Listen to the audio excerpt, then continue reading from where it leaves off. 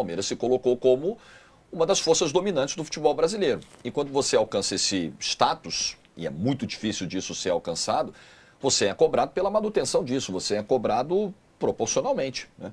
Então, o Palmeiras hoje, pelo investimento que fez, além disso, né, além de todo o histórico dos últimos anos, é o próprio investimento na montagem desse elenco. Isso tudo aumenta a pressão em cima do trabalho do Abel. Um trabalho que já há algum tempo, eu acho que é um bom espaço de tempo, vem ficando abaixo daquilo que a gente sabe que o Palmeiras pode jogar, pode produzir, em termos de regularidade, de consistência e tudo mais. E o que aumenta essa pressão é o risco de uma segunda eliminação ou derrota em mata-mata, que na final do Paulista não era uma eliminação, era o estágio final, era a decisão do campeonato, mas pela segunda vez ser superado no mata-mata pelo Corinthians num espaço de poucos meses, né? 3 meses, foi em março a final do Paulista, em 5 meses. O Corinthians 2 vezes tirar, e o Corinthians no ano problemático que vive, já trocou de técnico, já trocou de presidente, né? E no fim de semana pode trocar de maneira definitiva. E nesse contexto tão conturbado, tão tumultuado, o Corinthians pode levar melhor de novo contra o Palmeiras. Então, isso deixa o ambiente muito mais tenso para hoje à noite no Allianz. E para você, o Giovana Kiel, porque tem também o torcedor, inclusive daqui a pouco o Fragoso vai trazer os destaques do protesto do Palmeiras. É uma vergonha, né? Por quê? Porque... Ué, mas todo mundo protesta. Hã? Todo mundo protesta, né? Da maneira que foi. Você acha Bom, cedo? enfim, não Você acha cedo? Não vou criticar. Bom. É uma vergonha o jeito que foi feito, tá? Ah, mas, tá. Enfim, não o protesto em si, mas a maneira. Assim, não posso falar que foi uma vergonha porque foi tudo pacífico, né? Não tem violência, isso já é muito legal, isso já é ótimo. Acho que vergonha é quando depredam e tudo mais. Ameaça, bate. Se tivesse que eu comandar um protesto, não faria dessa maneira. Mas beleza, passou, tudo certo. E assim, dentro desse protesto, muito se fala da questão de não pode falar do time do Abel. Se falar do time do Abel, o torcedor fica bravo. Alguns pensam dessa maneira, né? Mas é um time que acho que merece crítica nesse momento, né? Ué, claro que sim. Acho que nenhum time está alheio a críticas, nem os melhores times. Como, por exemplo, o PSG, não dá pra gente não criticar a final que fez no Mundial de Clubes contra o Chelsea. Acho que ninguém está alheio a críticas, ainda mais nesse momento em que o Palmeiras, em alguns momentos, me parece um pouco perdido em campo.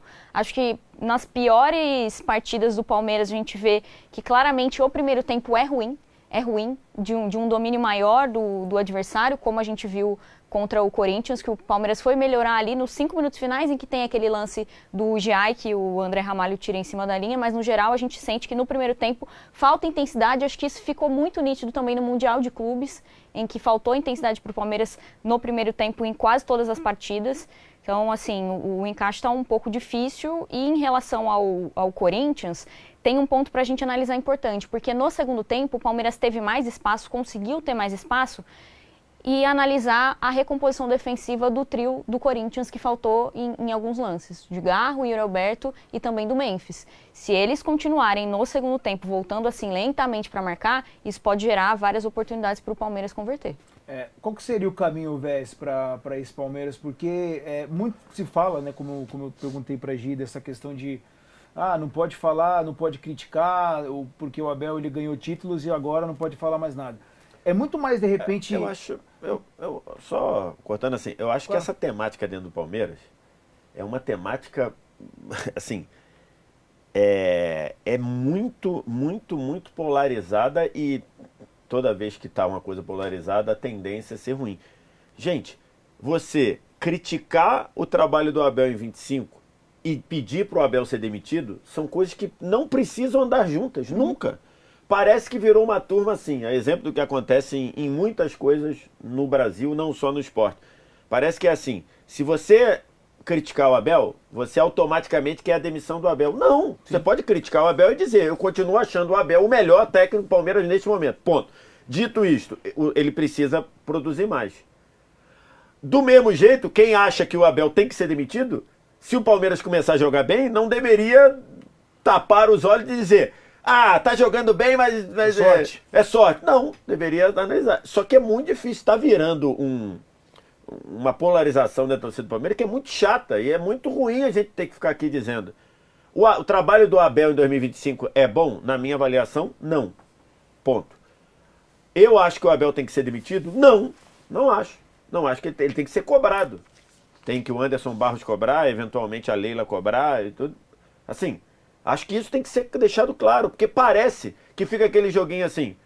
Não, se você diz que o Abel, que o trabalho é ruim, você é anti-Abel. Não necessariamente. Se você diz que o Abel tem que ficar, você é anti-Palmeiras. Não necessariamente. Sim.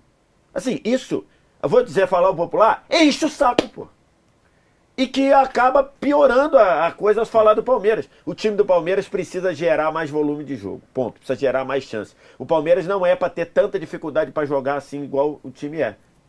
O time tem muita dificuldade para jogar. E isso tem acontecido. Isso é uma realidade. O Abel tem conseguido melhorar isso? Não.